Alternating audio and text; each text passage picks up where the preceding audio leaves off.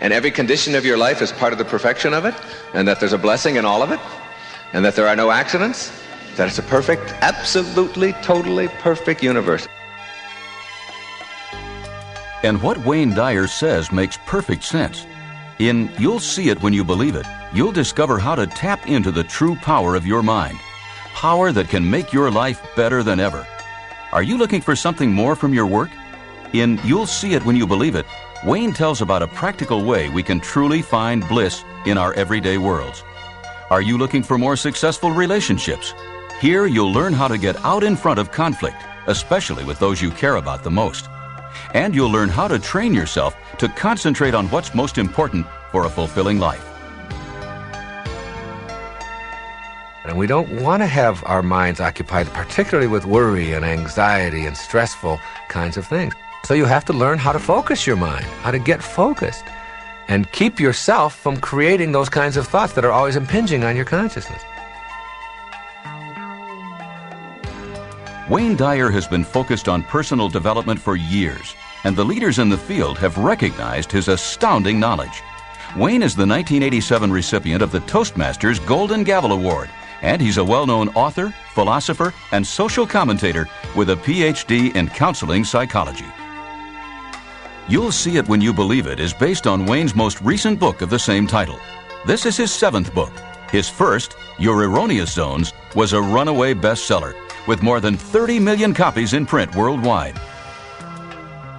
In this program, you'll be Wayne's personal guest at warm, intimate studio recordings where he speaks with you one-on-one about life-changing philosophies.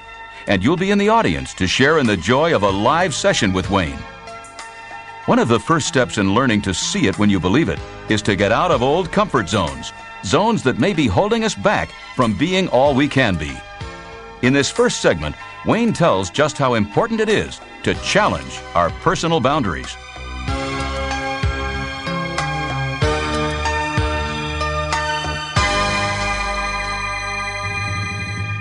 Many years ago, I was invited to speak at a convention, and the place was called Getting in Touch. It's now out of business. And I really didn't know much about it, and I was taking most of the speeches that came along at that time. And my secretary arranged the whole thing, and I flew out to California, rented a car in San Francisco, and drove to a place way out in the woods. I mean, it took a couple of hours to get there. And it was called Getting in Touch, and I had these directions. It was like, you turn left at this pine tree, and you turn right when you see this big clump of bushes. And I kept going and going, thinking, what am I getting myself into? And it was a weekend deal. I was going to speak Friday night, and then Saturday all day, and then Sunday morning. Well, I arrived there, and I checked in, and it was a beautiful place, but it turns out it was a place for people who were learning how to be masseurs and masseuses. I arrived for my Friday evening seminar, and maybe 75 or 80 people signed up for it. It was terrific. And I arrived and got myself all set, and I was going to be this Mr. Hotshot professional doctor and all of this stuff, and I was going to talk about your erroneous zones. And I looked out at my audience, and half of the people didn't have any clothes on. Well, I had written erroneous, and I thought maybe they thought I had written erogenous zones. They thought it was about the hot spots on the body, and I wanted to tell them this is about the soft spots in your head, really. So anyway, I talked, but while I was out there, that isn't the main point of it. There was a whole group of hot tubs out there, 13 or 14 of them, and they were all set at different temperatures. The ones at the center were right around body temperature, 90 to 100 degrees, and they were just sort of like nice, warm bath water, and you could get into them. Then if you moved to the right, it got a little bit hotter, and a little bit further, and a little bit further, and all the way up to 160 degrees or so. And then to the left, they went down to temperatures in the 80s and the 70s, and then the 50s and the 40s, and then just above freezing. So there were 14 or so of these hot tubs. As I talked to the people and I got to know them, they were phenomenal people. They really were. It was a wonderful experience. It was all on the up and up. There was no hanky-panky or anything like that going on. It was just clothing optional. What I first did is I watched the people. When we were through with the seminars, they had the option of getting a massage or going into the hot tubs or going into the saunas, and it was a whole health-oriented nutritional place and all of that. So you could do a lot of things. So I watched the people all day on Saturday, and all of the people would stay around their comfort zones. And their comfort zones were 90 to 100 degrees, that hot tub, or the one that's just a little bit warmer, or the one just a little bit cooler. And they would use those three. Nobody was going into the extremes. into the hot tubs on the far right or the hot tubs way down at the cold end. Finally, Sunday morning, I asked the people, why were you doing that? And they said, well, that's comfortable. And I thought about that, and I thought, well, that's one of the things that we all do too often, is we stay only with what is comfortable. We find a comfort zone for ourselves.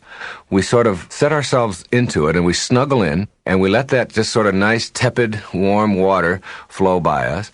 And we fail to experience the whole panorama of what life has to offer us because we're so consumed with just staying comfortable, with staying within our comfort zones. So I said to the people, I said, we're going to all of us are going to experience everything that we have to experience here. Why not? It's available, it's here, and at least check it out. And as a result of checking it out, then you'll know, rather than just having some preconceived idea of what you can or can't do. And you may find a whole new range of experience for yourself. And so we moved from the hot ones to the little bit hotter, and we check it out. And it was amazing how easy it was to adjust to something new. You could get into those very hot tubs, and you could handle that. Then when you get out, you could experience what it felt like. You could see how your body reacted. You could see if you felt any different, the circulation in your body, how that affected it. And then you could move down into the colder ones. Before it was over, everyone, all 75 or 80 people, experienced the entire range of what was available for them. Well, the metaphor there is that we need to do more of that in our own lives. We need to get out of just what we are accustomed to, what we've grown up to believe are our limits, and to begin to see that those limitations that we place on ourselves in our zones of comfort are the very things that restrict us from moving beyond the place that we are at now, experiencing all kinds of new things for ourselves. You can take and apply this in virtually every area of a person's life. I have seen people, I've talked to people, and I've said to them, have you ever tried Mexican food? Ugh, I would never eat Mexican food. You've never tried a taco? You've never even, no, I just don't eat stuff like that. I couldn't eat that. Well, why wouldn't you try? It just doesn't seem like it's something that you should eat. It looks more like something you should throw at a beach or something, but I just wouldn't eat that. Have you ever tried Chinese food? No, it looks like there's worms in there or something. I can't take that. Have you ever tried Italian? No, and you find that their range of experience is really their comfort zone. So this is what they're used to, and this is what they have over, and life becomes, instead of an exciting adventure of all kinds of new and delightful experiences, it becomes one of just staying comfortable, I can remember one time we were driving across the country when I was promoting your erroneous zones with my wife and my daughter, who was 9 years old at the time, and we got to Glacier National Park out in northern Idaho. There was a Lake McDonald there. And I had been thinking about comfort zones at that time, been lecturing about it and been writing about it. I was getting ready to write another book, Pulling Your Own Strings. I wanted to test myself. This lake, the temperature of the lake, I don't know what it was, but it looked like there could have been ice chips in there. Okay. It was very, very cold. This is not called Glacier National Park because it's got saunas in it and heated pools. And the water was very, very cold. And people would go in and they'd stick their toe in, and then they'd go back out and thaw out. And I said to my wife, I'm going to swim across this lake. She said, no. She said, you can't do that. It's about a mile across the lake. Now, I'm a long-distance swimmer. Right now, I swim a mile every single day, almost every day. I'd say 6 days a week. So swimming a long distance isn't a problem for me, and I've been doing this for years and years. Swimming in that temperature was something I had never experienced before, but I had a belief that while I was doing it, I didn't have to experience cold. It didn't have to be cold for me. I mean, cold to the extent that it had to be uncomfortable. It didn't have to be uncomfortable. I could go into that water and make it something that I could handle and not suffer through. But I would have to do that with my mind. I couldn't do that just with my body, because my body was going to react to what I was accustomed to. And I kept saying to myself, you are not going to be cold. This is going to be a wonderful experience for you. You're going to swim across Lake McDonald in Glacier National Park, and it's going to be... And I dove right into the side of the water. It was in the summertime. And I started swimming, and I didn't ever, during the entire time, it took me maybe 40 minutes or so, ever experience any discomfort all the way across that lake. While everyone else was shivering, I noticed when they would go up to the edge of the lake that they would tense up and they would find themselves getting ready to be uncomfortable, getting ready to experience pain. And I used my mind, my thoughts, which is what the whole thing is about, learning how to think properly in your life. And people who don't go beyond their limits are people who don't use their mind in constructive ways. I was going into the lake with the idea that I could do this, that it was going to be great. It was a challenge and that it was going to be exciting, and I knew that I could do it. And therefore, I didn't tense up, and my body didn't go into the rigid position that you go into when you expect things to be cold. And my body reacted the way my mind was training it to do it. And when I got out at the other side, I felt terrific. It was one of the most glorious experiences of my life to do that. Now, you don't have to go out and swim across Lake McDonald in order to actualize yourself as a human being. But what you can do is begin to look at how is my life governed by the trappings of what I have been trained to experience in my life all up until now. What are my comfort zones? Look at those comfort zones, whatever they are, in your relationships, in your business. The whole world opens up to you when you get outside of any zone of comfort that you're in and push yourself a little bit more. The amazing thing about what you find is that it's not nearly as risky and dangerous and difficult as you think it is in the next hot tub. I mean, nobody's in it. You know, there's an old saying that I've used often, and that is that it's never crowded along the extra mile. The extra mile, it's like when you hear people talk about go the extra mile.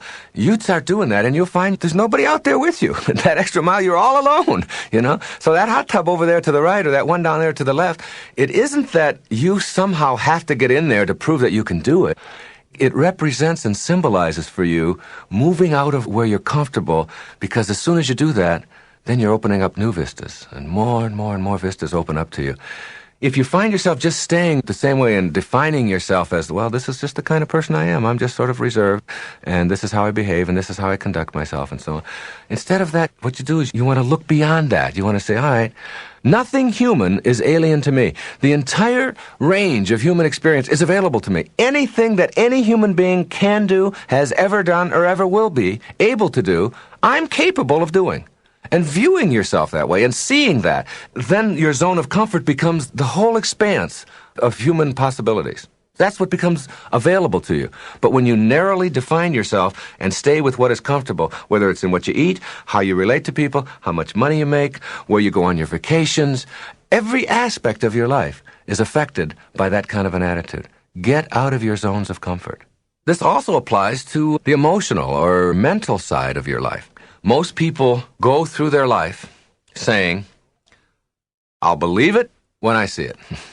Show it to me, let me look at it, then I will believe in it. That's a very narrow way to look at life, because it really restricts you to only being able to perceive and experience and live what you can see. And believe it or not, what you can see is a tiny, tiny, tiny percentage of what's available to you. A different way of looking at that is, I'll see it when I believe it. That is, I am only seeing in my life, and always seeing in my life, what I choose to believe in. See, if you only will believe what you see, then how can you believe in thoughts? And why would you pay your electric bill? You know, I mean, if you can't see it, and nobody can see electricity, then you shouldn't be paying that.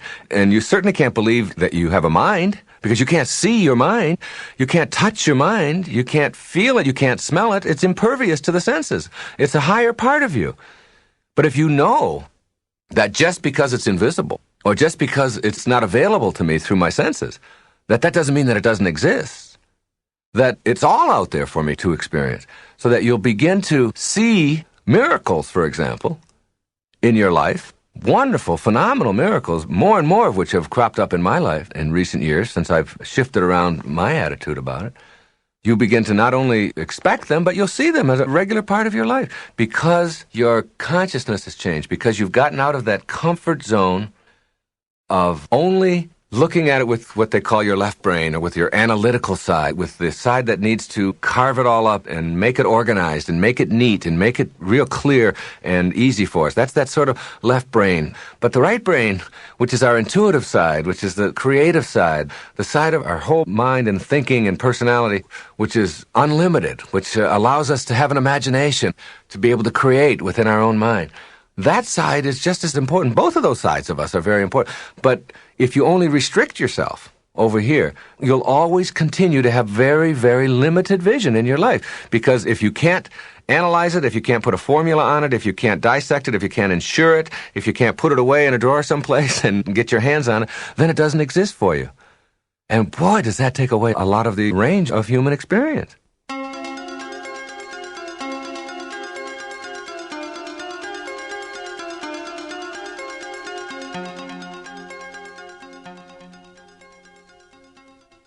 It's a great place that I'm speaking about. It's something very different than just being positive and just enjoying life and not being victimized by other people and thinking well of yourself and all of that. That's all fine and good, and those are almost elementary steps.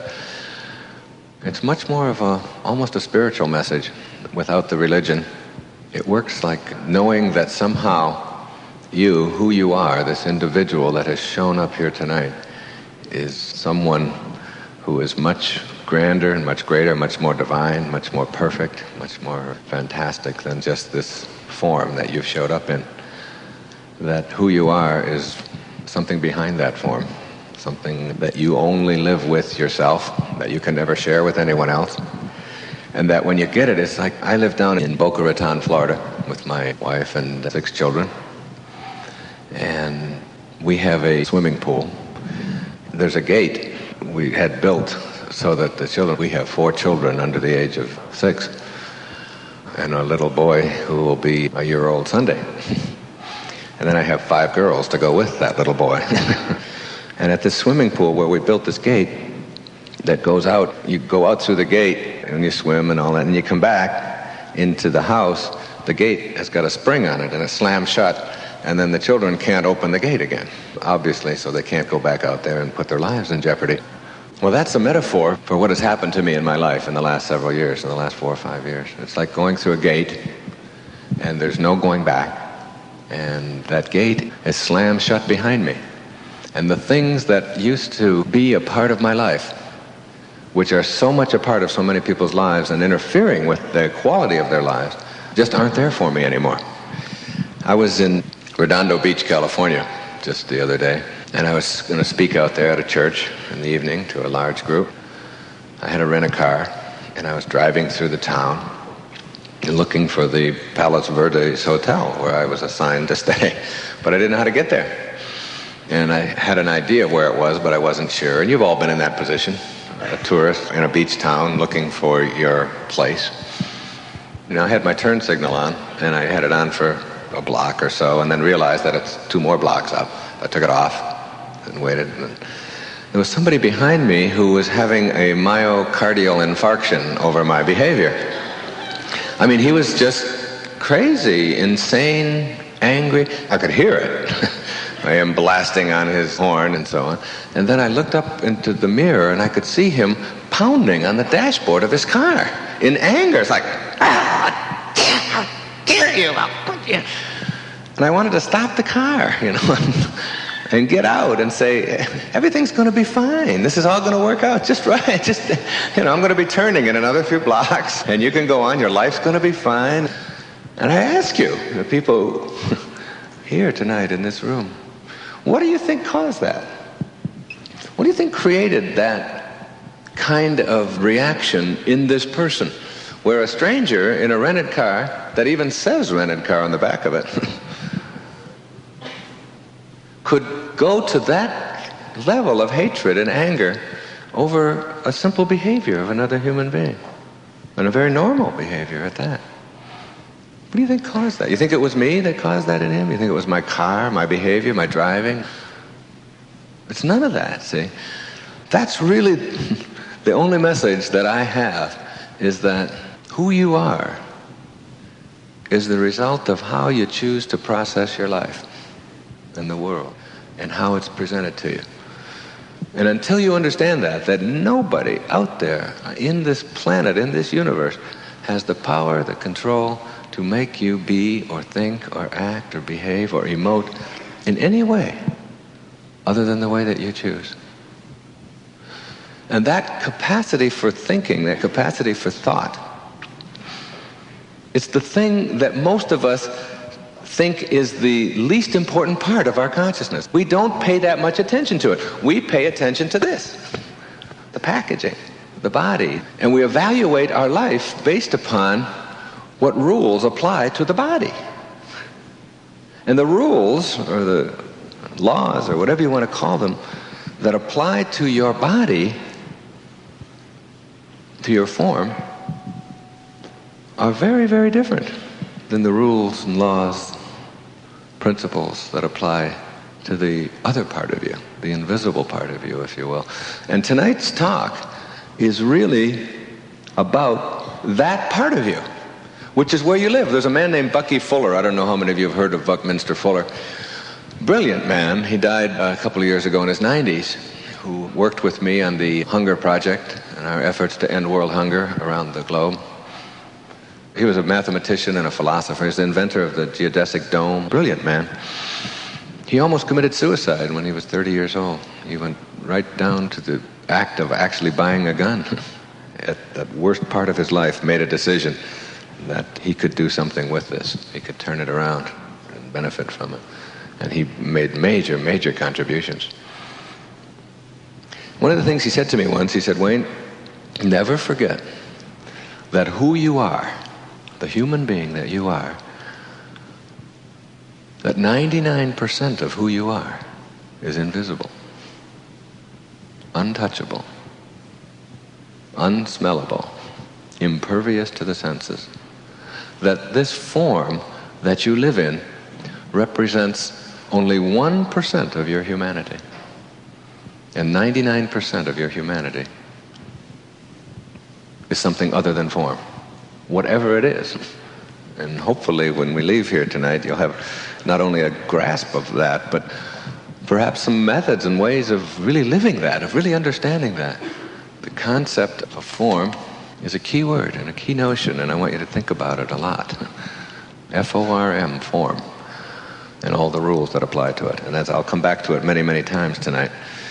Until you can go beyond the boundaries of form, you can never awaken. You can never really live the life that you're capable of living and create the miracles that you're capable of creating until you absolutely, truly get a hold of that humanity behind your form.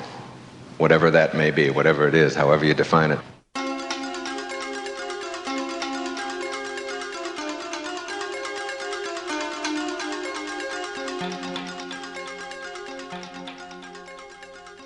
Your body has limits to how fast it can go and how far it can go.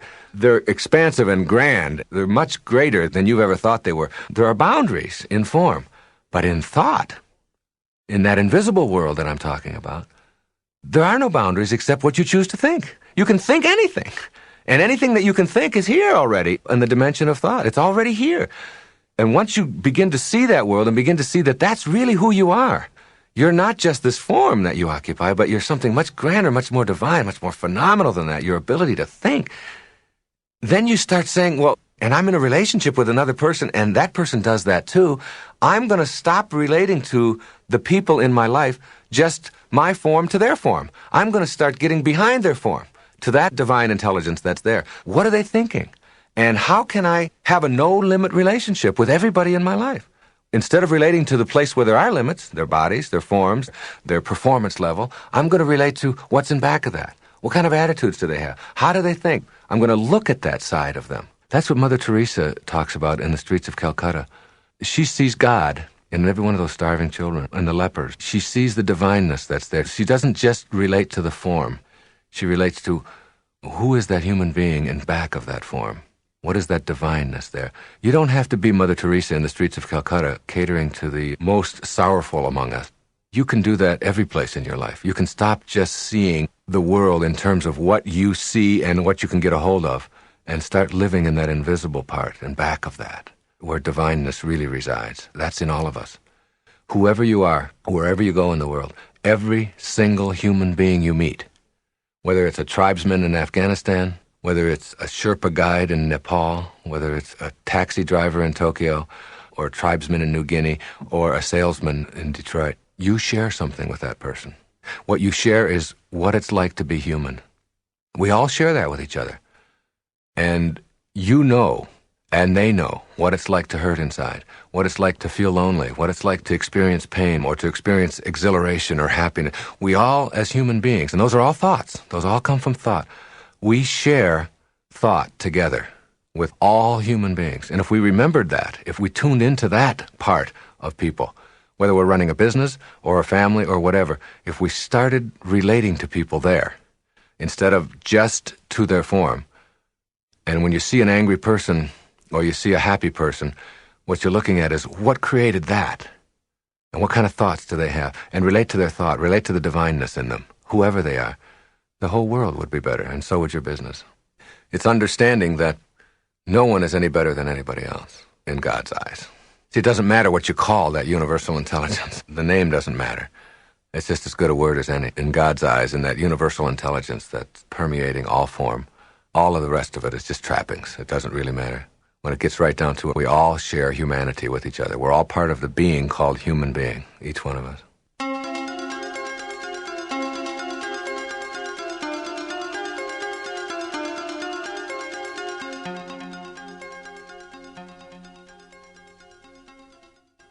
If there's a dimension called form, there's another dimension called thought. I call it thought. You can call it anything you want to. In philosophy, they call it the astral dimension. And the word disaster originates from this, to disassociate from the astral, or from this invisible dimension of you. And as long as you disassociate from this and live only here, you will have disasters in your life. Because you won't believe that somehow the part of you that thinks, that is thought, that creates thought, is essentially what your humanity is. And most folks don't get that. They think that this is it. I'm getting a haircut last week, or 2 weeks ago. Me. She charges me $25 for a haircut. Me. She said the 20 of it is a search fee. I said, all right, okay, I can accept that. I understand, all right?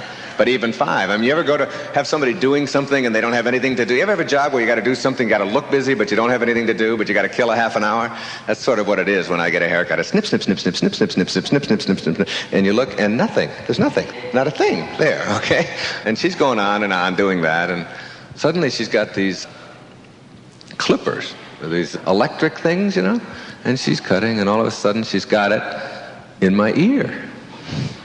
It's in my ear. I said, Deborah, what are you doing? You've got that electric thing in my ear, and it hurts. She said, oh, Wayne, you probably didn't know this, but when you get into your 40s and so on, she said, you start growing ear hairs, and you got some ear hairs in there, so I'm cutting them out. I said, what the hell is going on with my form? I got them falling out where I want them and growing. What do I want hair growing in my ear for? And in my nose, what do I need that for? I never had that before. But you got to know that this isn't who you are. And once you know that, then you just sort of stand back and watch it do whatever it's got to do.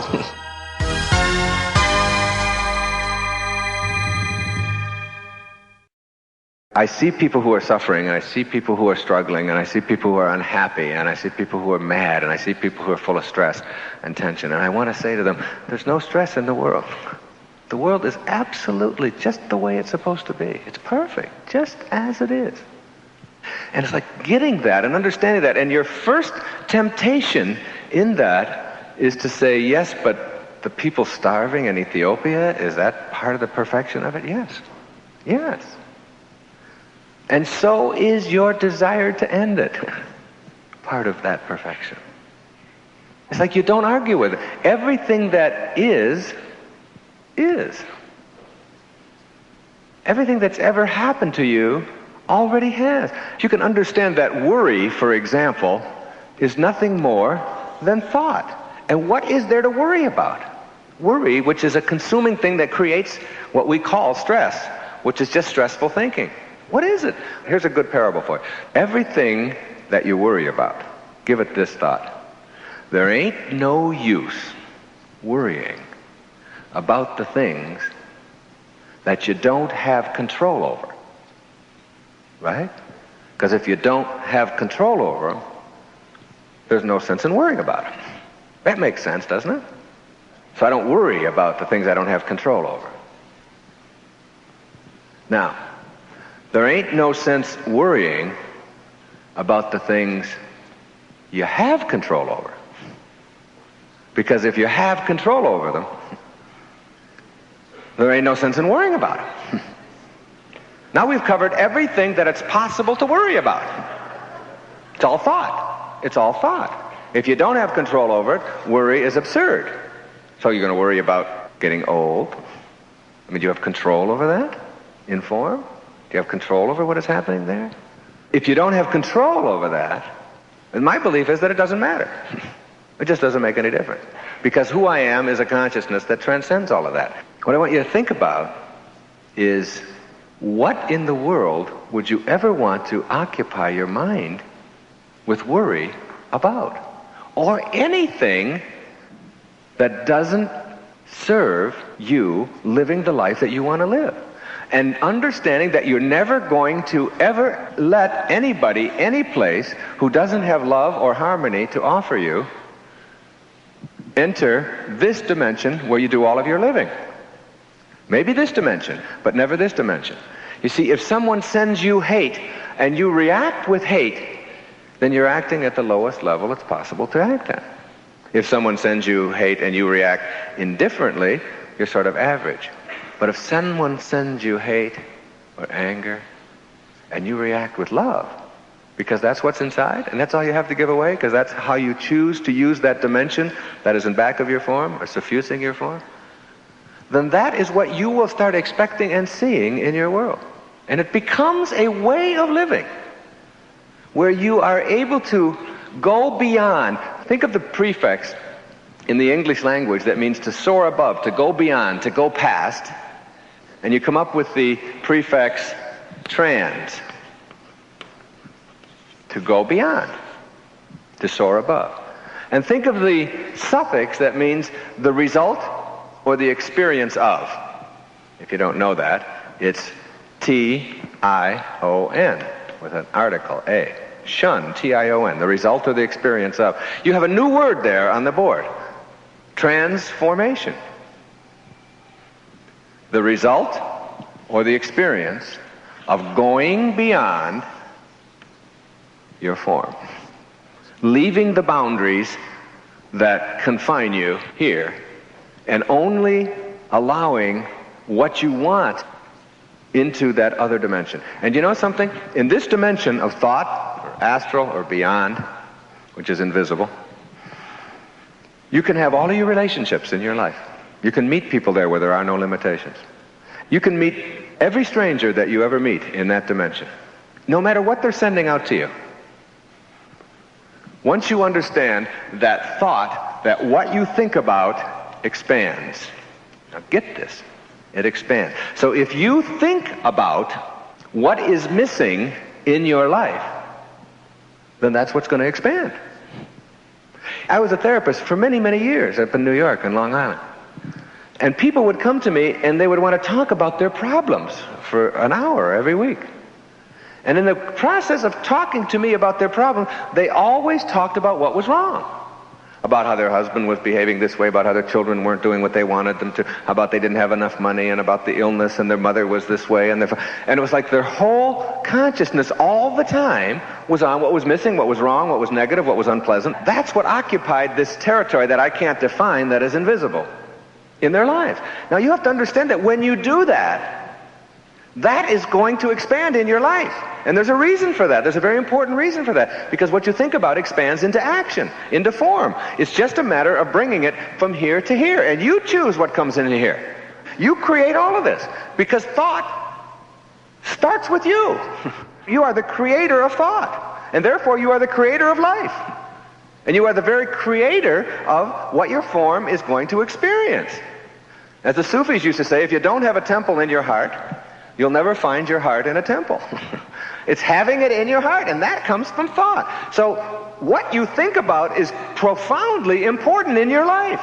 Emerson said, you become what you think about all day long. Christ said, as you think, so shall ye be. All the spiritual masters who've ever come our way have always talked about, be careful what you think, because it's going to expand into your life.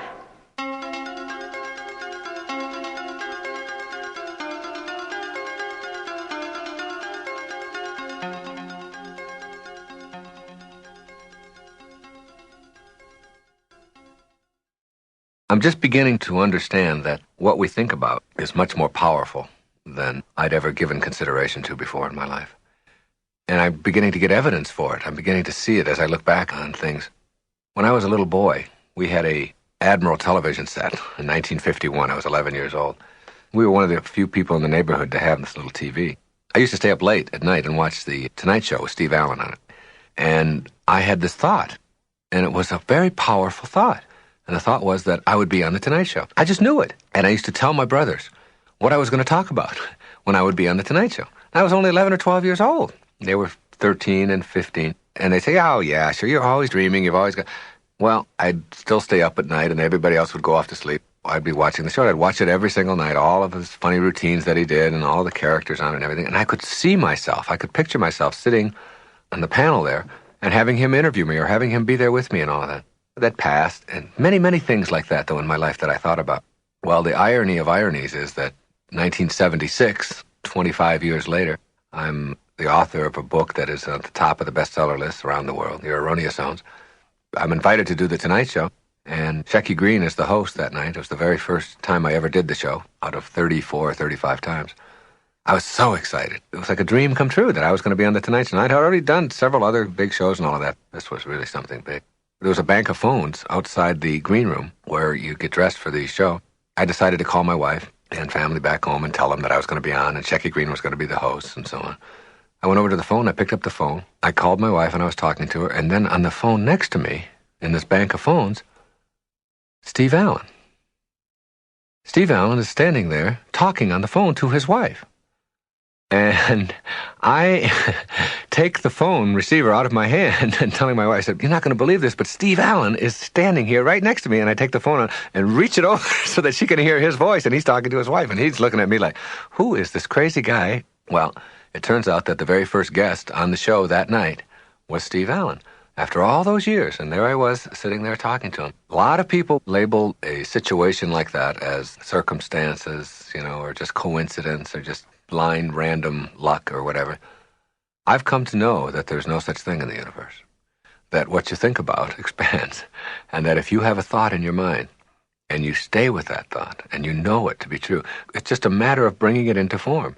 And if you're willing to do that, if you're willing to bring it into form, it's going to happen for you. Nothing can stop it. Nothing can stop it.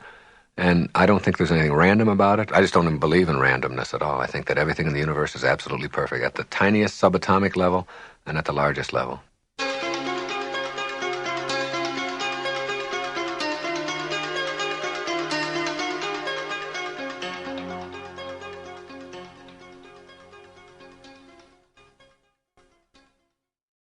I get on the elevator, and I'm on the 17th floor. I have an office on the 17th floor. And I get in the elevator, and a couple gets on the 14th floor. The elevator opens, and they're complaining about a tax audit that they just went through and how awful it was, and they took more money of us, and they're always doing that.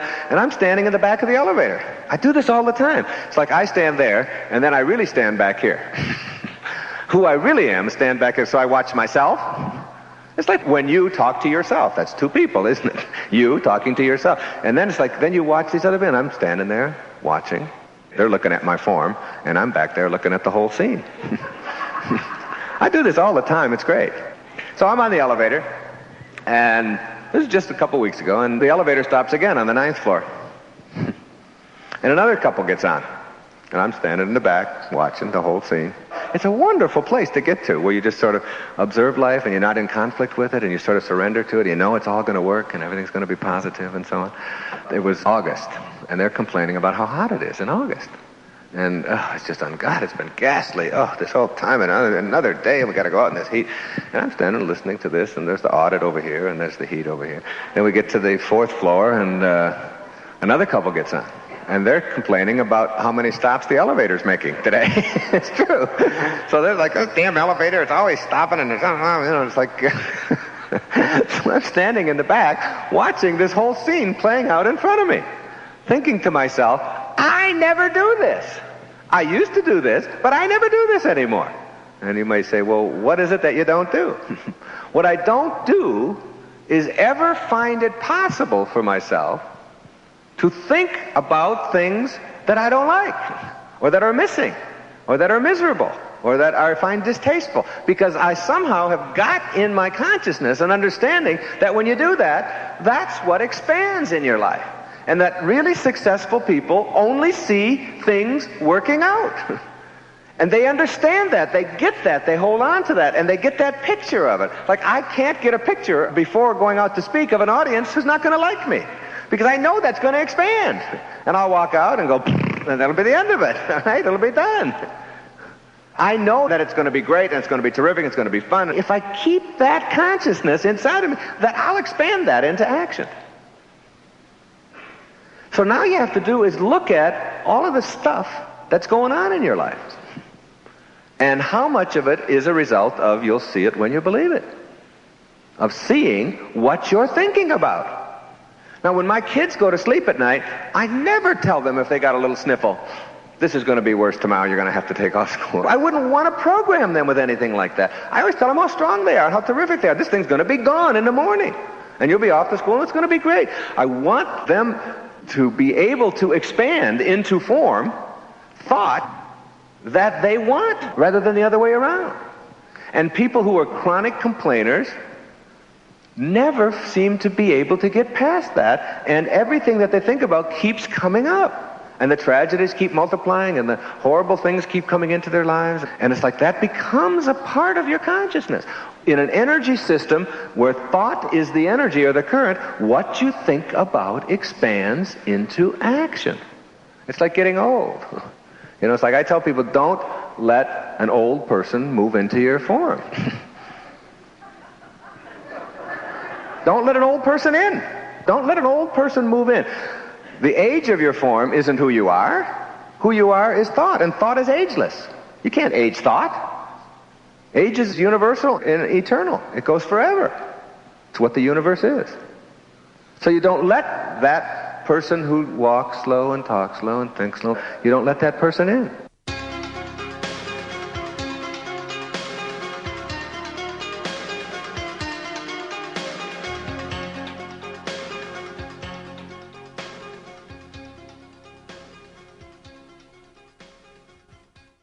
In reading the literature of the East, particularly, in preparation for my book, You'll See It When You Believe It, I would find that over and over, I would see references to this thing called the observer. The observer. And one particular group of people would have written about it, and then it would show up in Buddhism, and it would show up in Hinduism, and it would show up in practice of Zen and in Kundalini. And it just kept showing up, this observer, the observer. And I wasn't quite sure what it was, what it meant. And then I began to realize that it's something I've done all my life, only they were just putting it into words. It's really a technique that I find myself using over and over again. The best way to think of it is, like Shakespeare said, the whole world is a stage, and we are all but actors on that stage. When you start to look at it that way, you begin to see yourself as having a lot of roles to play. And they really are roles. And we're all out there playing these roles. Now, it doesn't mean that I'm not authentic at all. I'm not talking about authenticity. Each one of these things are very real, but they are still roles that we're playing. So what you have to do is sort of remind yourself that you're doing that and not take all of this whole stage so seriously and make it so dramatic and so significant and important. It's like lightening you up a little bit. And the observer is like whoever this guardian angel or this invisible person is. You can sort of catch yourself whenever you find yourself getting out of control or getting mad at the fact that there's a delay at the airport or that the traffic isn't going the way you want it to, that invisible guardian angel, that eye that can be in back of you, can put the skids on that right away. That person can say, I'm watching you. I'm watching your form. You know, Lily Tomlin had a great line. She said, how come when you talk to God, it's called praying? But when God talks to you, it's called schizophrenia, you know. But that God talking to you can be that invisible part of you. Then you start connecting to that. And I find myself, wherever I am in my life, whatever I'm doing, in back of myself, on my shoulder or whatever, and reminding me, how should you react to this? Send love here. On an airplane not too long ago, there was a little lady about 4'10", and she had gotten on the plane first, and she got about halfway down the aisle, and she couldn't get her stuff. She had a handbag, and so she couldn't reach the upper bin. She was standing on the seat and all this, and I was right behind her.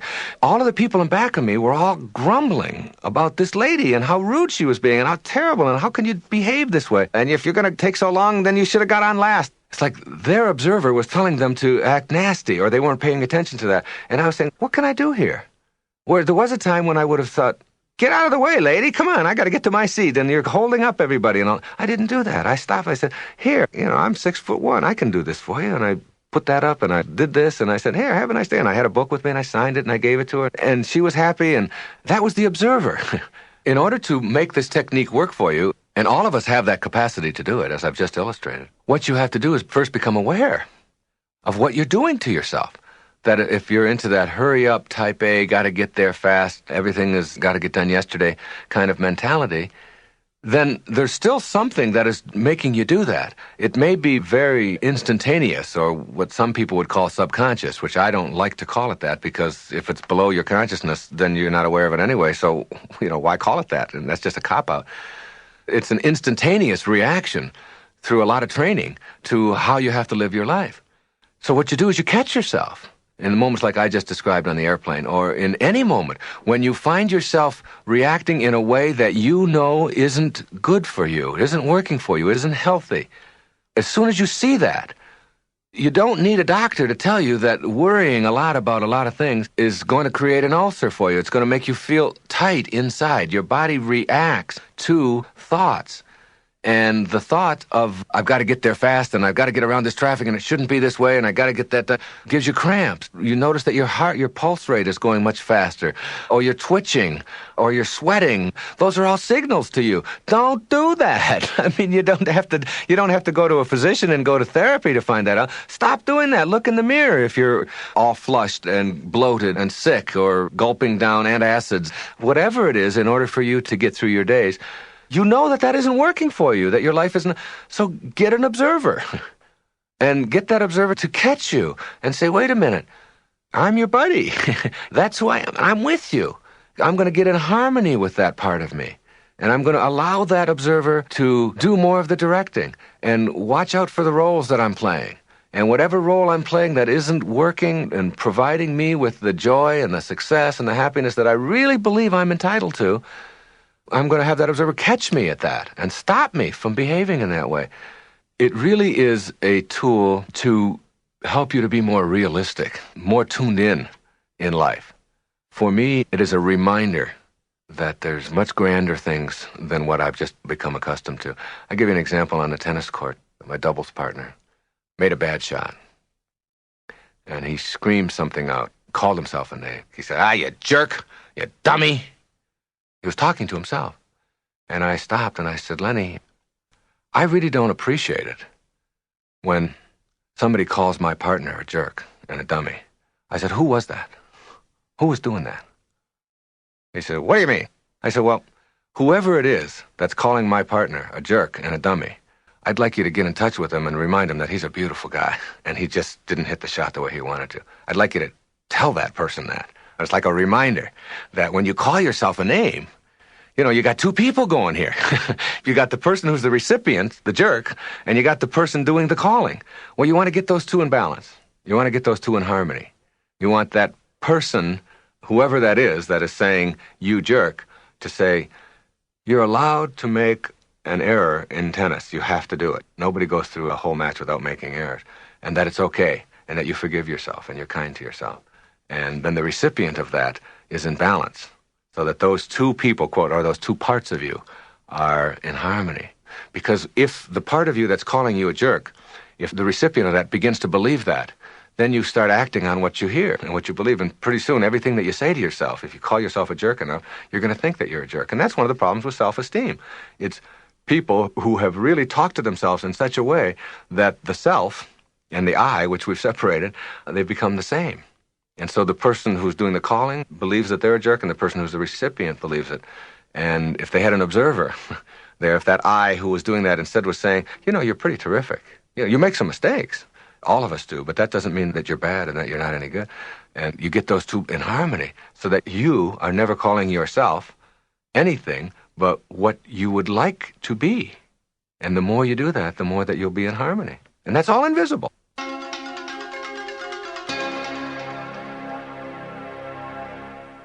I tell people, supposing you went to sleep and you had a dream, and in your dream you had, all these different characters, and you had all of this money, and you had everything that you wanted in your dream. And then you woke up, and then you look back at your dream, And you became attached to the stuff that you had in your dream. Wait a minute, I want that. There was gold in there. There was silver. There was all of these friends. There was cars. I had a Ferrari. I got to have that. Somebody would cart you off and put you in a rubber room and say, that was a dream. You can't be attached to that. That's just a thought that you have. That's the way you got to view life. Instead of it being an 8-hour dream, it's an 80-year dream or a 90-year dream. And at the end of the dream, you don't want to be looking back at all of the stuff that you wish you could still have because you can't have it. You don't get any of that. So you try to detach yourself now while you're here, while you're alive, from the need to have that stuff. Instead, you just let it sort of all flow. As absurd as it would be for you to be attached to the stuff that you had in your dream, it's that absurd for you to be attached to the stuff that you're having in this dream. You have to die while you're alive. Now, that's a very hard concept for people to get. You have to experience your own death while you're alive. Let me tell you a story. It's a wonderful story. It's an old, ancient story. I'll paraphrase it. There was a hunter who lived in India, and he would go to Africa every 2 years, and he would bring back animals and prizes and things like that. Well, one year he took off, and he went to the jungle, and he discovered this large enclave inside the jungle, and it was filled with beautiful parrots, beautiful birds, multicolored, and they all talked. And he couldn't get over it. And he put a net out over one of the trees, and he captured one of the parrots. And he put the parrot in a cage. And he brought the parrot back to be with him in India as his pet. And he fed the parrot sunflower seeds, and he fed him rice, and he took wonderful care of him. He was very good. Kept him in the cage. 2 years went by, and he talked to the parrot every day. And he said to the parrot, I'm now going back to Africa. Is there anything you would like me to say to your friends back there in the jungle when I'm back there? The parrot said, yes. Tell them that I'm very happy in my cage. Tell them that I'm joyful and that I love being in my cage here with you. Just tell them that. The hunter went back to Africa. He went back to the place in the jungle where he had been 2 years before, and he told the story. He said, your friend that I took back has a message for you. And the message is that he is happy in his cage, that he is joyful with me, and that he has no regrets. At the instant of hearing that, a bird on one of the branches keeled over and dropped dead. Dropped dead, stiff. The hunter assumed that he was just filled with sorrow at hearing of what had happened to his friend. So he went back to India, and he told his parrot what had happened. He said, I went back and I did just as you said. And I told them all out there, and at the moment that I told it, apparently one of the parrots was so upset that he'd missed you so much that he just dropped dead. And at the instant that that happened, the parrot in the cage keeled over, dead. His legs went straight up in the air, and he went stiff. The hunter was beside himself.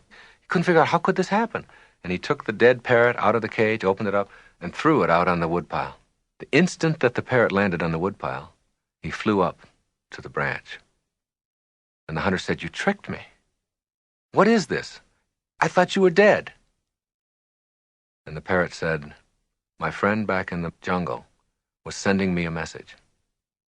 He told me, by his actions, that in order for you to escape from your cage, you must die while you're alive. Okay, now that's an old story. That's an ancient story that's been told over the years. What does it mean? I mean, don't you see that this is a cage? The whole planet is a cage. If you can just stand back far enough and see that we're still restricted by the limitations placed on us as human beings. We're stuck here, or maybe in our homes, or in wherever we are. We're all in cages. And even though we have more room to manipulate, we may even have a whole planet, we're still sort of in cages. Now, how do you escape from the cage that you're in? You have to die while you're alive. You have to literally experience your own death. All of us have to. All of us are going to die. So why not experience it in advance? And see yourself out of your body, gone, but able to look back at what's going on now. Just like the dream, where you have the dream and you have everything you want, but you're able to look back at it.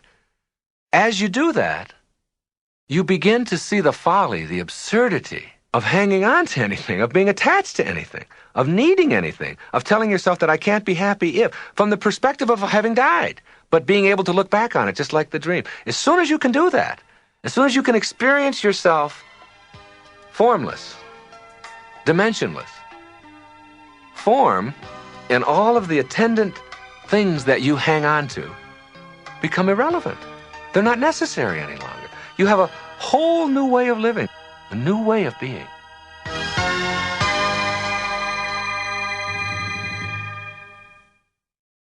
I have a very strong belief that everything that comes into your life is supposed to, and every condition of your life is part of the perfection of it, and that there's a blessing in all of it, and that there are no accidents, that it's a perfect, absolutely, totally perfect universe. Everybody that you meet for a reason. Everybody you're sitting next to, you're there for a reason. You can either take advantage of it or not. You have choices to make throughout it all.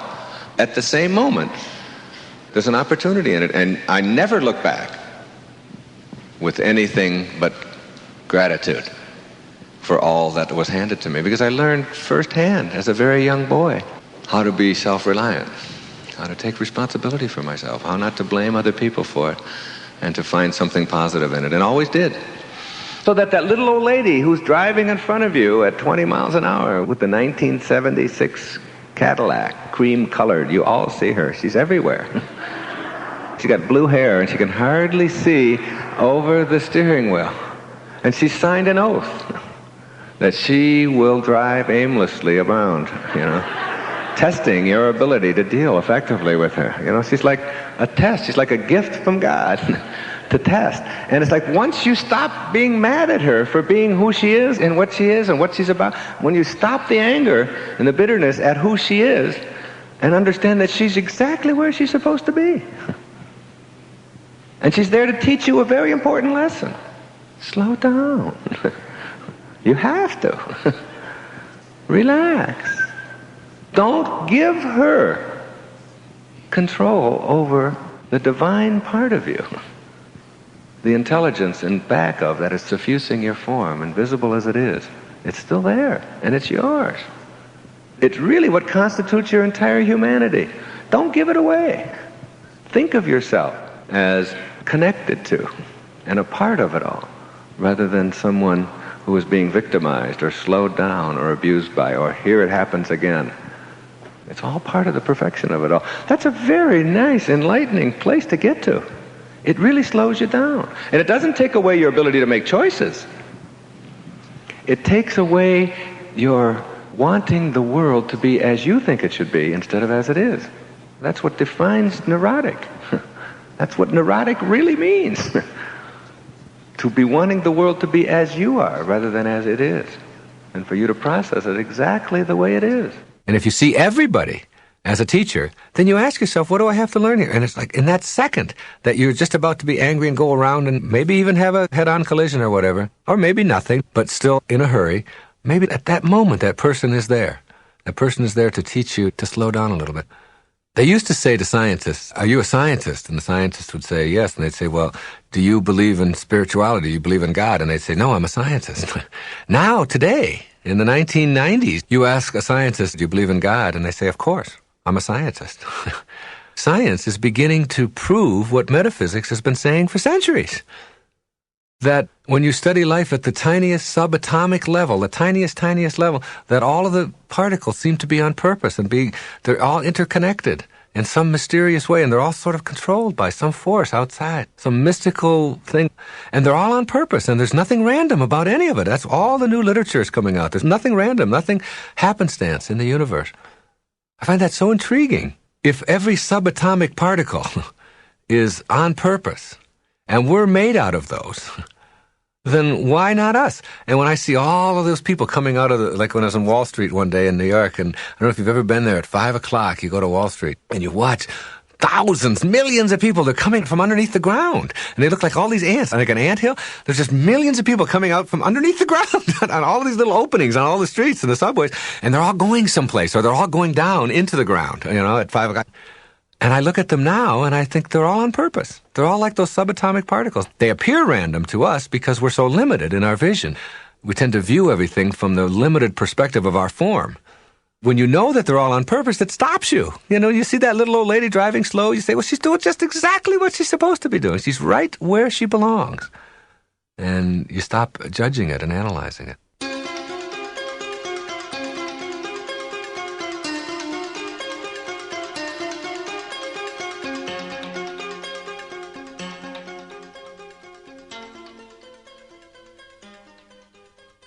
When you have lunch tomorrow, have a salad. And when you have your salad, take that piece of lettuce and put it in your mouth and chew it up. And as you chew it up, notice that something happens in your mouth. Something called salivation. Saliva enters your mouth. Do you get up in the morning and say to yourself, oh, God, here we go again.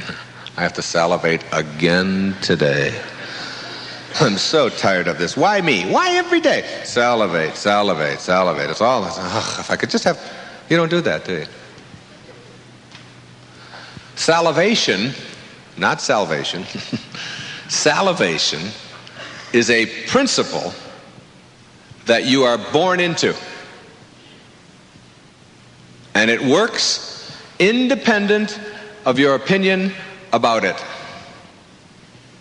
It doesn't care. When you start chewing up the lettuce, you have to swallow the lettuce, don't you? You don't say to yourself, I got to get the lettuce from here down to here. Does it ever go up? Do you ever go, and it's up here someplace? Never. There's a principle within you, this you that you are here, called peristalsis, which makes the muscles go down. There's a muscle movement that makes it go down rather than up.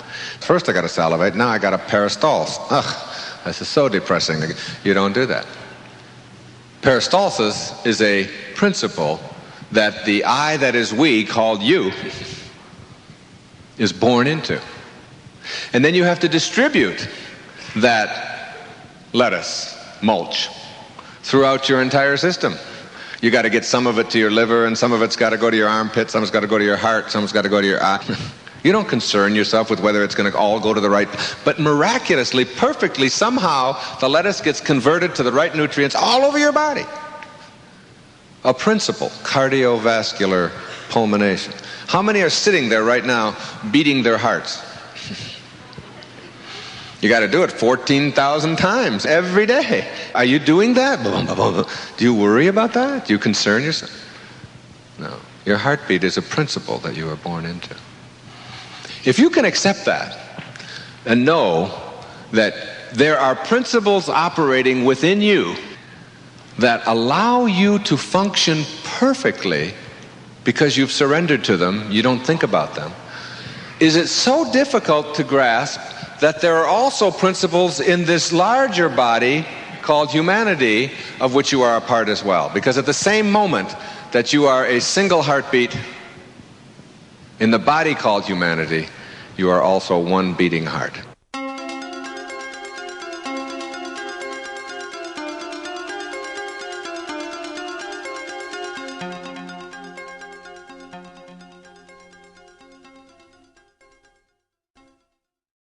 The earliest stage of enlightenment is called enlightenment through hindsight. You know, like when you're in a relationship and you're breaking up, is there anybody here who hasn't broken up once and struggled and cried and been in pain and, oh, I can't stop thinking about it. I don't know what I'm going to do. And it's this endless pain, and your mind is on suffering, suffering, suffering. And what expands? Suffering, suffering. It just keeps expanding and expanding. You can't get your mind off of that person and where it'd like it to be. And finally, 3, 4, 5, 6 years go by, and you finally passed it in one way or another, and then you look back on it and you see why you had to go through it. So the lowest stage of enlightenment is that stage where you look back on your life and you say, now I know why I had to be an alcoholic for those years. And now I know why I had to be in that relationship with my ex-wife. And now I know why I had to go through the bankruptcy. Or now I know why I had to create that cancer. Or that heart attack. Or whatever it was that taught me how to transcend that self-defeating behavior that I used to think I couldn't do anything about. You see? The second stage of enlightenment is when things like this are happening to you, you know there's a blessing in it. There's an opportunity in it while it's happening. You're smoking, and you know that there's something in this for me. You're going through a relationship difficulty, or you're having an accident, or you've gone through a series of illnesses, whatever it may be that seems to be a struggle for you in your life. While it's happening, you're looking constantly for what's in it for me? What can I get out of this? There's no mistakes out there. It's all being created for some reason. So that's the second stage. And that minimizes the suffering. Because you're looking for what's in it for you. How can I get something out of that? So that the person cutting you off, the way your children talk, whatever, you're not instantly threatened by that. You're constantly aware that these people are behaving that when there's something in this for me to learn. And I think I'll get it now. I think I'll get it now, instead of waiting 6 years, suffering through it, and then seeing it. But there's a higher stage. It's the highest stage. In Zen, they call it, before enlightenment, chop wood, carry water. After enlightenment, chop wood, carry water. It's the same. The only difference is that you're doing it from a totally new perspective of thought. And this dimension, the highest stage, what enlightenment really is, it's when you're back home again. Instead of pulling away from yourself, you're towards yourself. And this is what it is. You are able to get out in front of it. Play it out in the dimension of thought. And decide for yourself whether it's even necessary to bring it into form. It's like you're out in front of yourself.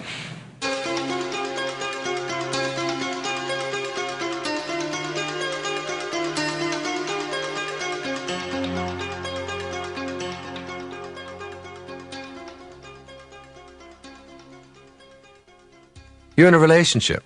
My wife will say something to me. And I know that if I respond in a certain way, if I say this, then she's going to say that.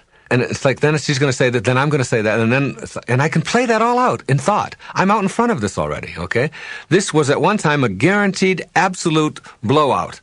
Anger over nothing, fear perhaps of intimacy, who knows, whatever. But it was guaranteed to be angry and PO'd for 2 or 3 days. Her and me. Maybe no talking, maybe storming out, maybe any number of things that people do over silly things to avoid being intimate, usually. So I play that all out.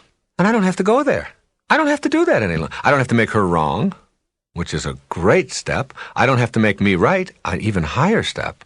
There's no right or wrong in it. And I play the whole thing out. And as I play the whole thing out, I decide I don't have to bring this into form. I got out in front of it. It's gone. It's all been played out in my mind. You use your mind to not bring into form, into your life, into action, that which you know is going to take you down a place that's backward.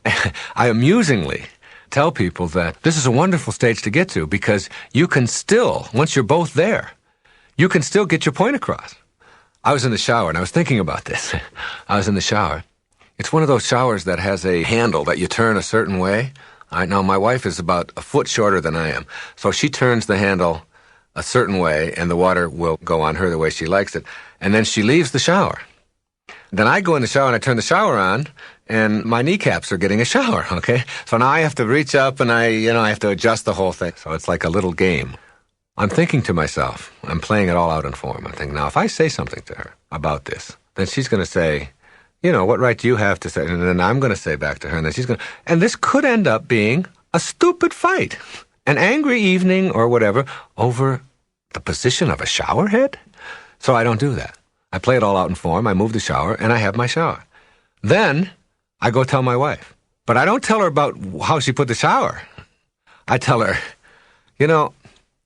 I am so advanced. I am so enlightened. This is so great. Getting on this path is so great. And the fact that you're on it too. Like, we don't even have to ever fight anymore about these dumb things. She said, what are you talking about?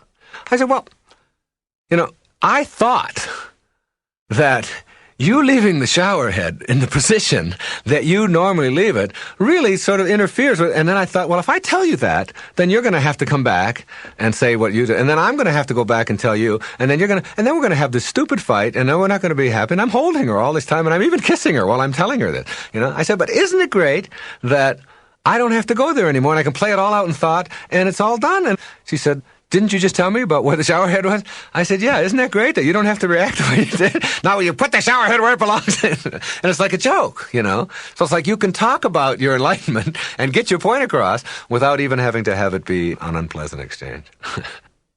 You go from being the actor in your life who is being directed by the events, the circumstances, and the other people in your life to being the director at the second stage. And in the third stage, you become the producer of your life. So you are now the actor, the director, and the producer of your entire life. And you're doing it all with your mind, all with your thought. So if it's a job move, you would have agonized over that. You can see how it's going to go.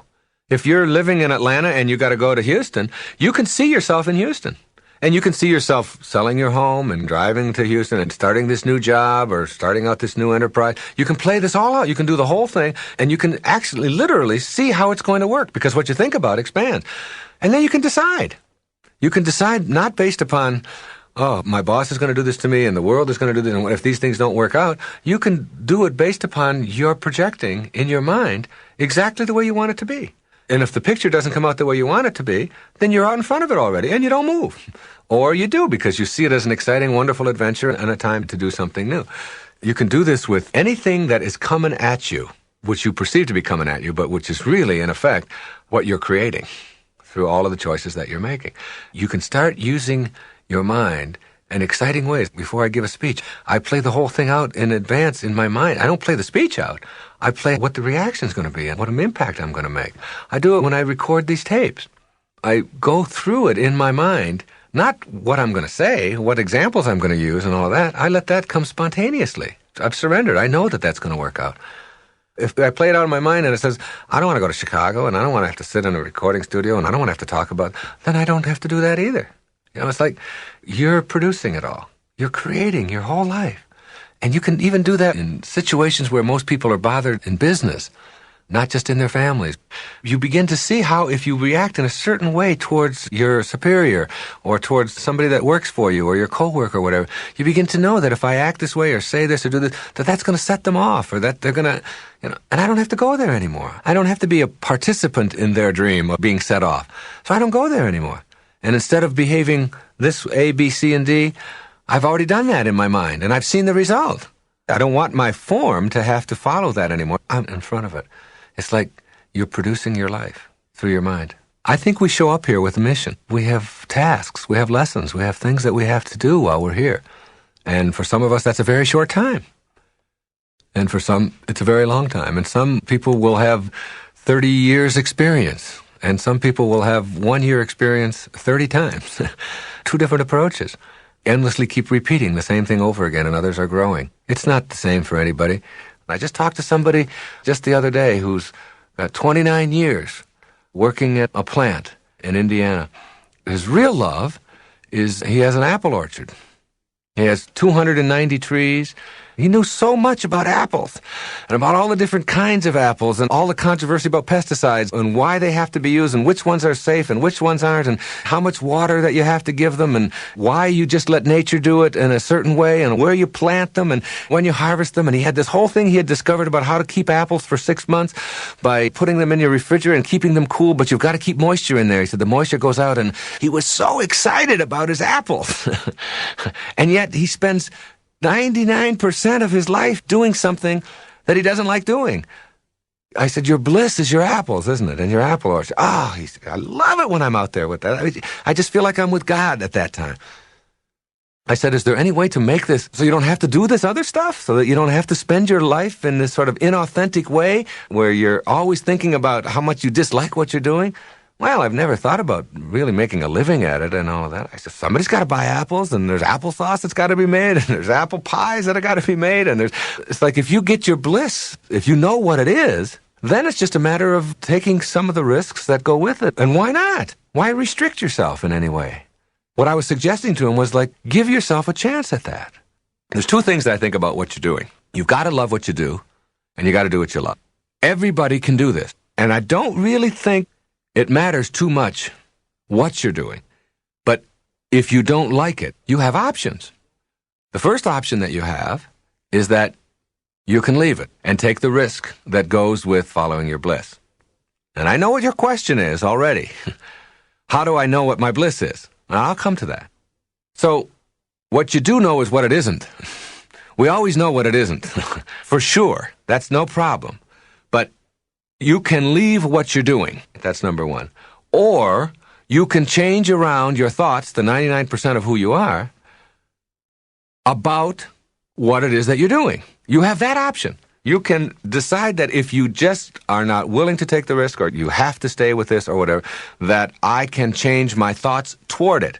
And I can make it as creative and do all kinds of things with it and say, all right, I'm only going to do this for 6 hours or 8 hours in a day, and then I'm going to get right out into my apple orchards. And this is sort of what this fellow was doing, was learning how to go into this assembly line job that he had and do it and not have such a negative, terrible attitude about it and have fun with it and make it blissful.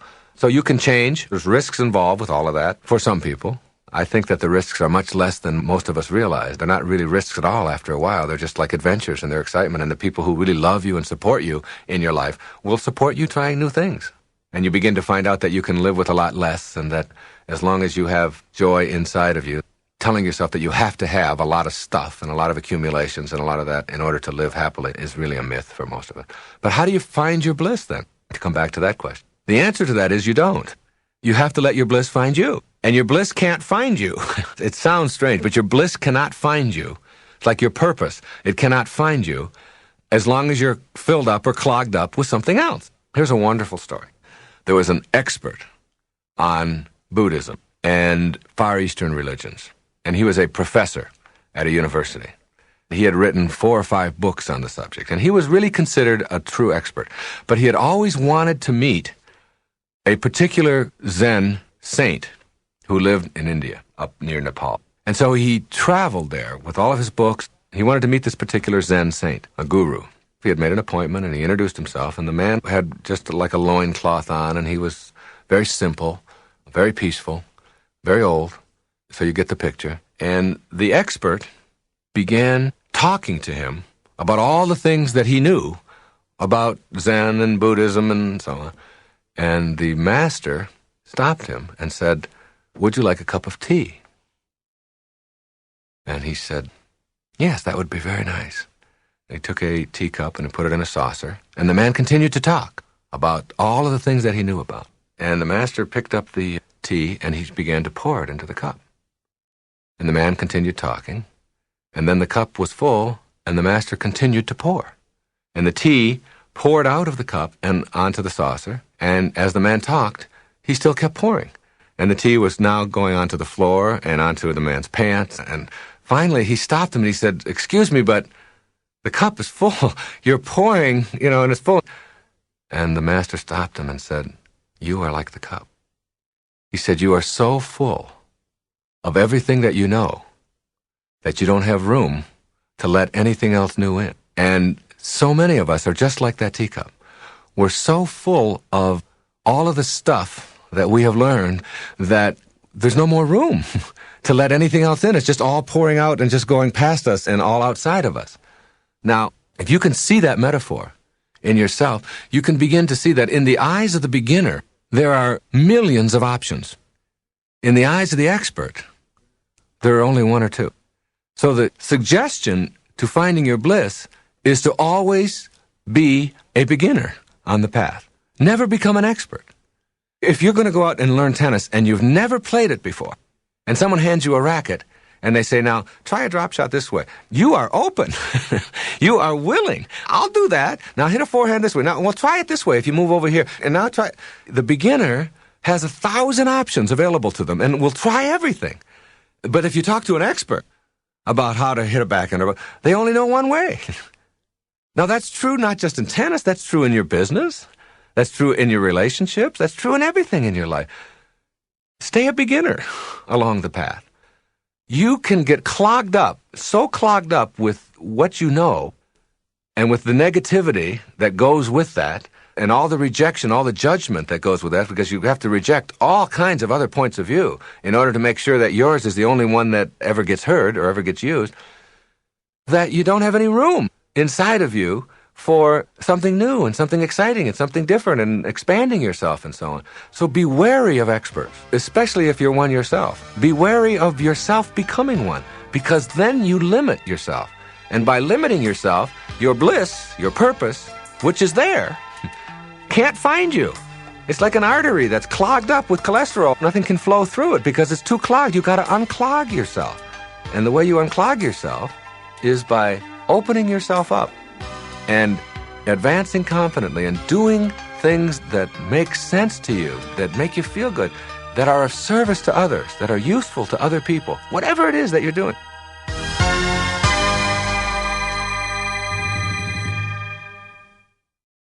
The idea of having a quiet mind.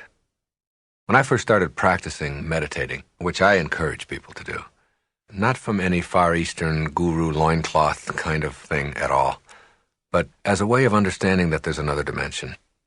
If I were to take you, the listener, and to put you in chains, and to put you in a dungeon, and to deny you light and human contact for the rest of your life, you would probably say to yourself, this is the end. This is the end. I can't handle this. There are some people, believe it or not, among us, who, if you were to do that very same thing, would say, this is a beginning. There's a whole world there.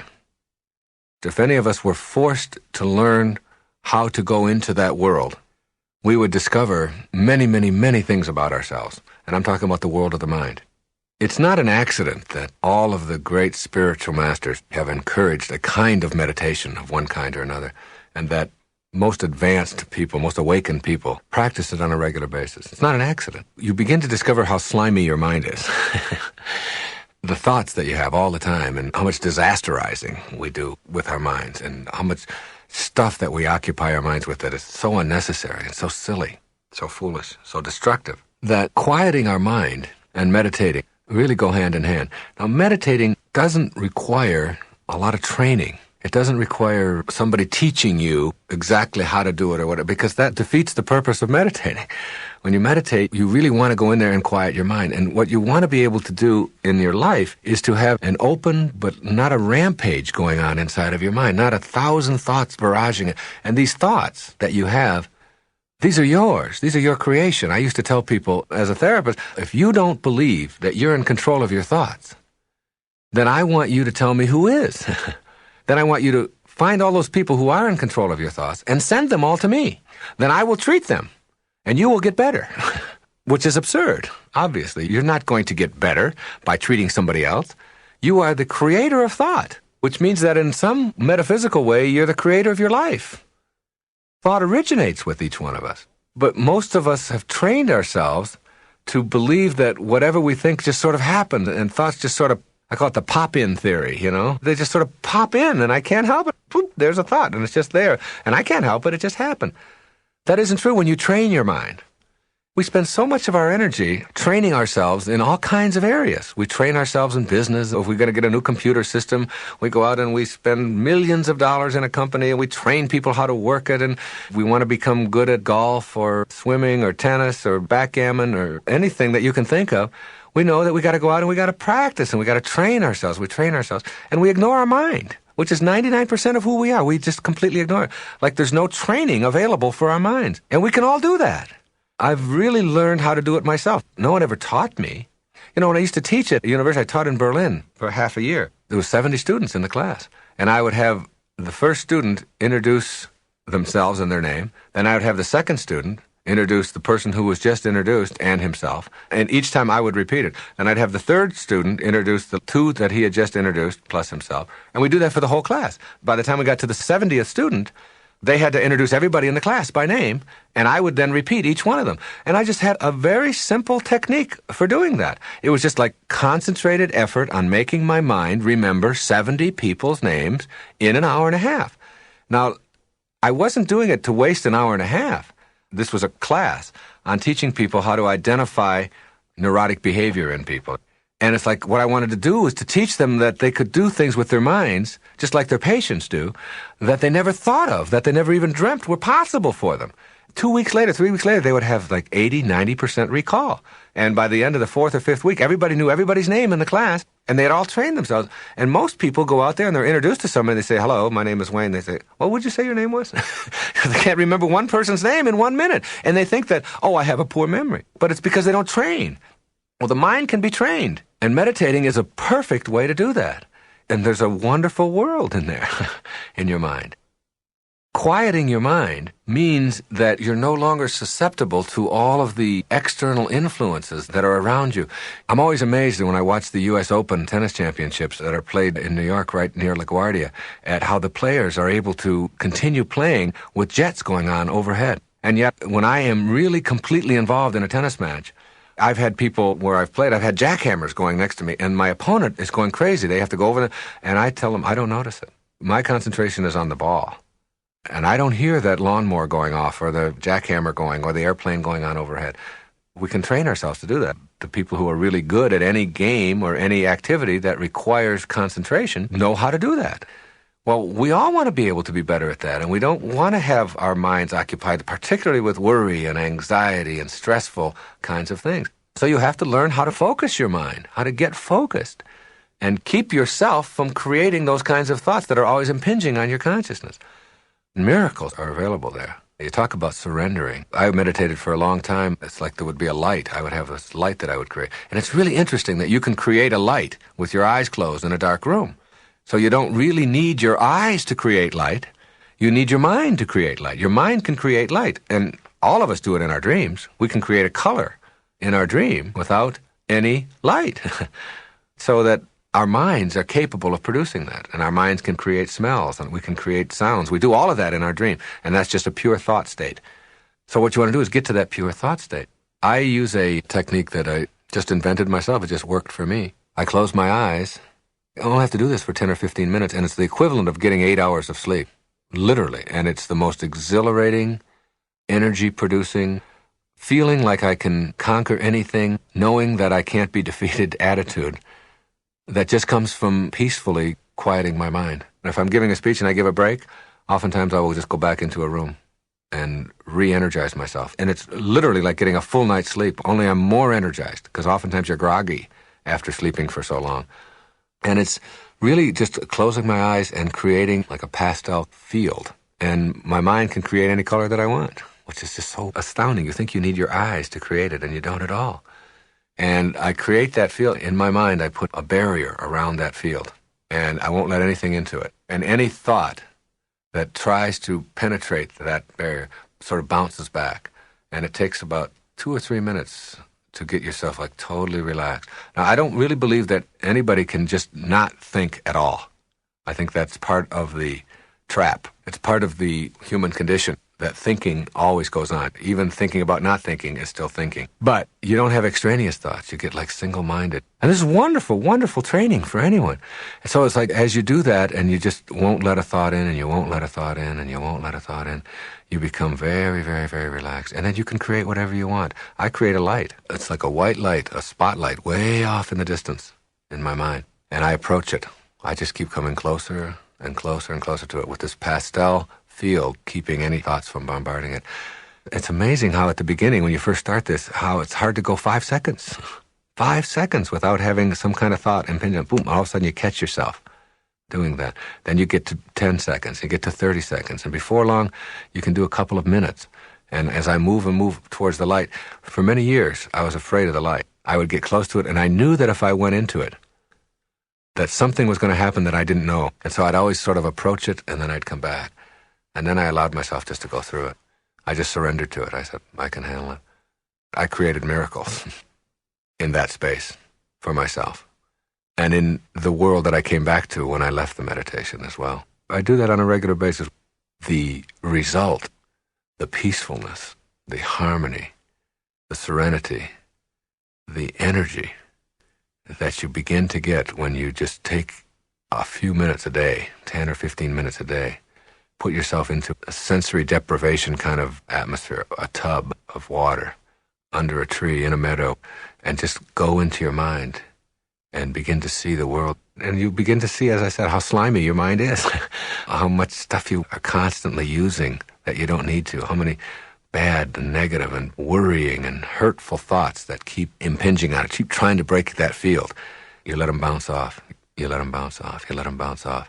And before long, it's like you're only letting harmony in. This is what I believe any one of us can do.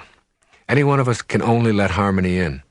We don't have to let anybody into our consciousness, because all they are, it's just thoughts anyway, unless they come there with harmony. Now that's like a commitment that you could make. That if you come with disharmony, discordance, anger, stress, tension, you only get to my form. You only get to the package. But unless you come with love, harmony, serenity, peace, whatever, you don't get to who I really am. You don't get there. Because I'm beyond the need to have conflict and confrontation occupying my soul. I just don't need that any longer. I'm gone through the gate. I'm past that. I've gone through the light. I look at that as no longer my need to prove that I can deal with it and handle it. That's gone. So I was on an airplane, and we were flying from Miami to San Francisco, and the plane taxied out, and it got to the runway, and there was a light that came on in the cockpit, and the pilot announced that we wouldn't be able to take off. We're going to have to go back to the gate because the stabilizer that takes care of the wing flaps or something wasn't registering as working properly, and we'd have to go back. There's going to be a 2-hour delay. Now, my immediate attitude when something like that happens is, you're not supposed to get to San Francisco in 5 hours, okay? That when my ancestors wanted to get to San Francisco from Miami, if they left in September, and if they got there in March, April, they considered that on time. And it was a good trip if half the people were still alive, all right? It was very successful. If they could get there, if it took them 9 months or a year to get there in wagons and so on, then if it's going to take me 2 more hours or whatever, and if the stabilizer isn't working on that aircraft in anything that stabilizes anything, I want to go back to the gate, okay? I'm not interested in being angry about that or anything. It's a part of surrendering. It's just understanding. I was in first class. The stewardess was standing there, and she said, oh, no.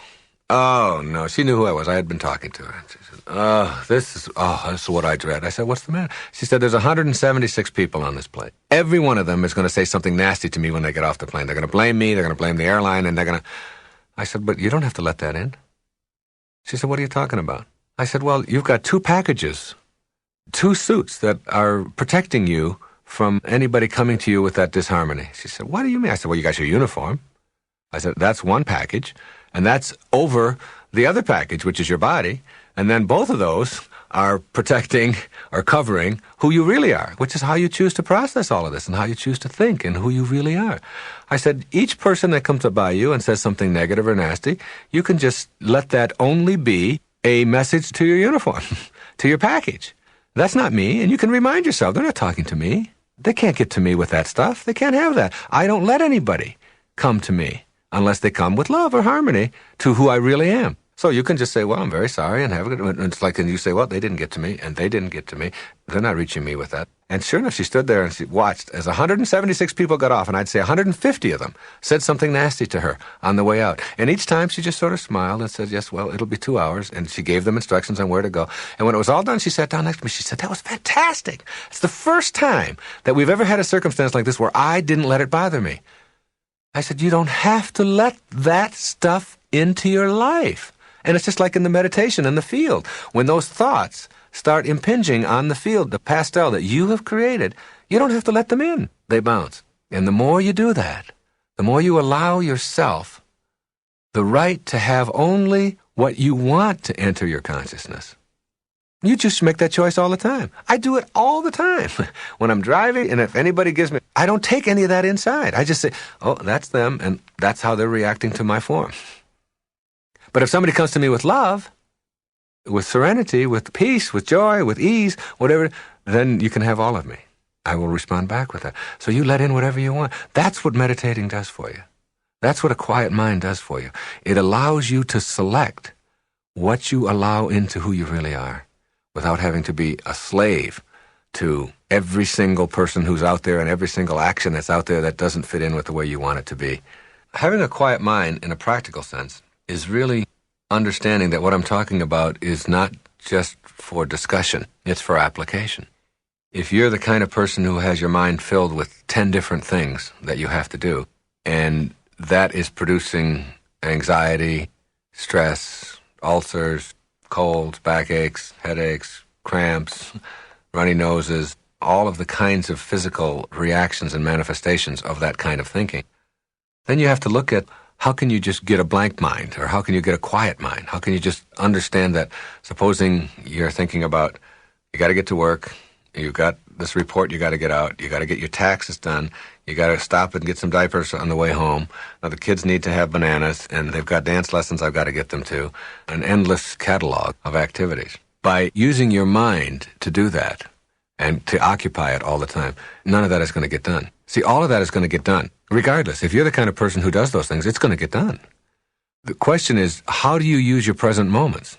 See, anytime you use up your present moment, or anytime that you are thinking anxious thoughts, you're denying the present. You're using up the present moment instead of using it up in a productive, peaceful, serene, calm way. You are somehow believing that you can't get through this day or this moment any other way, that if I don't think about it and worry about it and be anxious about it. But the fact is, it's going to get done. Your taxes are going to get done. You're not going to jail. You're not the kind of person who's going to opt to just simply not do your taxes.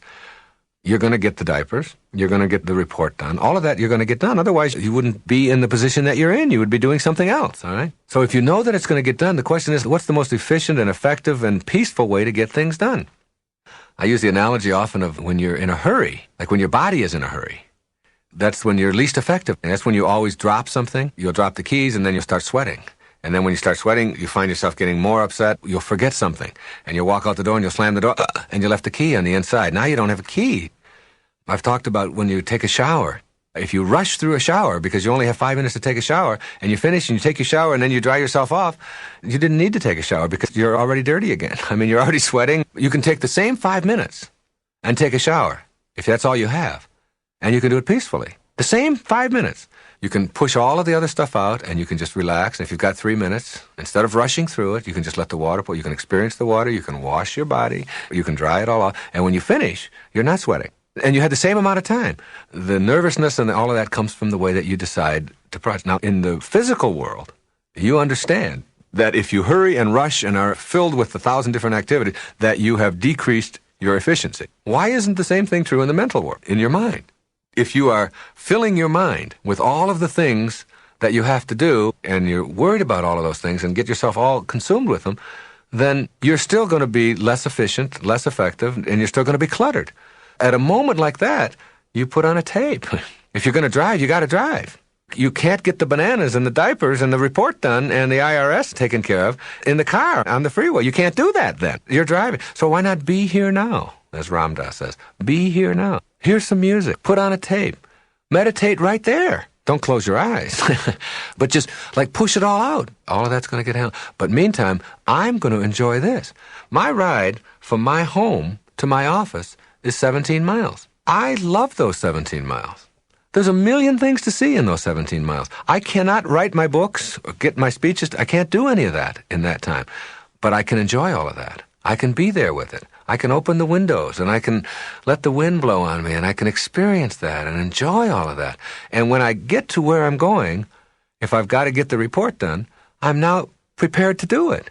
I'm not working on the report thinking about my taxes or getting the diapers or getting the bananas or whatever it may be. I'm here now in the moment. That's what meditating teaches you. Being here now in the moment. Quiet, joyful, peaceful. When you're there and you get your mind trained to do that, that isn't just like something you do for 15 minutes a day just to give you something to do for that 15 minutes. That carries over into everything that you do. You suddenly find yourself slowing down, and the more peaceful you are, the more efficient you are. The more you're in a hurry, the more you're always trying to get someplace fast, the chances of having an accident are greater. The chances of you getting there all ruffled are much greater. The chances of your heart rate going up are much greater. Your pulse is going to go faster. Your stomach is going to be upset. None of that is worth it. None of that is useful. Meditating teaches you that you have the capacity to use your mind any way that you want to. And you suddenly begin to see that everybody else out there who is in a frenzy and all upset and worked up, that you don't have to go there. It doesn't have to be that way. I just spent a week on Bali. As we went out across the island, I noticed some really interesting things that were really helpful to me. There was a very, very busy intersection in a town called Denpasar. There was an accident, and a little boy was killed. He was 13 years old while we were there. It happened the first day we were there. There are a lot of accidents there. The roads are real, real bad, and there seems to be a lot of crazy driving. And it's so inconsistent with so many of the people that we met, so many paradoxes there. At any rate, at this very, very busy, busy location where this little boy was killed, the immediate family of the boy went to the accident site. And they placed flowers and burned incense all around this place. And they sat there in the middle of the intersection for 3 days, 72 hours, 3 solid days, praying for the soul of this little boy. And not once did you hear a horn. And not once did you hear anybody screaming and yelling, "Get out of the way." This was a very, very spiritual place, just unbelievably like that. We went into homes where people had 10 and 11 children, and they had 3 huts where they would sleep. And I took my children in there with me. They would sleep on these like matted floors. And with 11 children in these little huts, there was almost no noise. And there's a quietness about the people. They're really attached to nature. They're very close to God in whatever that means. Every home on the island has a temple. No matter how small it is, they have a little temple in the back. When you go into the temple, you have to wrap something around your waist to remind you to leave the physical world behind and just enter there only spirit, only thought. My wife and I had almost a spiritual experience of being there, of realizing that we don't need any more. We think we need more. We're always trying to get more. Not just us, but I'm talking about all of us here in the Western world. We sort of believe that our happiness and fulfillment is dependent upon accumulating more and getting more. And we saw all these people who had so little, and yet they were so close to nature. They were so close to God. It was almost like God was right there with them. Healthy, beautiful-looking people. It was astonishing when I flew out of there. Because when I first arrived there, I had just been on a 5-city tour of Australia, speaking to large crowds and all that, and it took me 2 days of wanting to leave Bali. I'd always wanted to get there, and there I was, and I wanted to leave because I wanted more of the helter-skelter, the rush that I had been accustomed to in Australia, taking me every place, limousines, and having people take care of everything for you, and thousands of people listening and selling books, and the whole thing. All of a sudden, all of that was gone. And it was like I couldn't adjust. And finally, by the 3rd day, I realized that I got to stay here. Just stay with it. Just go with it. And that's when I got out into the island and stayed there. Only stayed there a week. Flew out of there, went to Hong Kong for a couple of days, and then flew back to San Francisco. And when I got into San Francisco, I was just struck by what's going on in this country. And I've lived here all my life. And all the time in Bali, not one person did I ever see who was anything other than a perfect, beautiful specimen physically. Not once did I see any, and I saw thousands and thousands of people. I made a point to go into their homes and get way out into the boondocks. When I got on the airplane, people were walking by, and most of the people were overweight on the plane. Not fat, enormous, corpulent. Their faces looked flushed, and they didn't make eye contact with you like they did there. They were huffing and puffing in the land of plenty. And you know what it is? It's when you have so much, you have a tendency to look in each other's wallet instead of each other's eyes. That's what happened. It's like it chokes me up just to think about it. We're always looking in each other's wallets. We're always thinking, how much do you have? And how much do you have? And how much of yours can I get? And I'm going to get yours before you get mine. And we're a whole culture of people like that. And when you have so many, you can't look in people's eyes. You can't look there and see, the joy and the love and the humanity. And that's all there is. That's all we have. We've got